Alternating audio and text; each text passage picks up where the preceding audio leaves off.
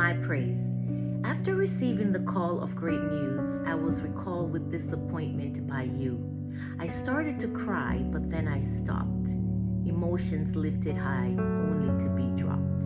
My failures reminded me once again my breakthrough seemed just out of my ken. I quickly regained my energy and began praising, giving glory faithfully. The hiccups on this journey were difficult. The only way forward was to get biblical. I sang songs of worship, faithfully bowed, reminded of my purpose. I remembered his promises given to me, his goodness each day I see.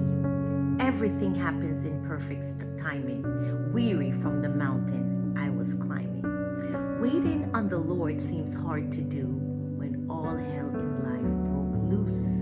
When I tried and tried on my own, I failed miserably and alone.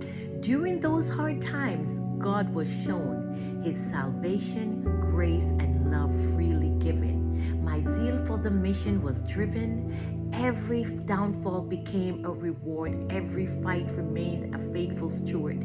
I danced to songs of joyful melody, sang gracefully in harmony, worshiping the Almighty God. For whatever came, I was glad. I put all my hope and faith in my mighty Dad. He's all-knowing, all-powerful, everlasting love, forever the God of all living. I want to share Psalms 103 with you. It says, "Praise the Lord, my soul, and forget not all his benefits." During the storms of your life, remember who God has been to you. The same God who carried you before will carry you through again.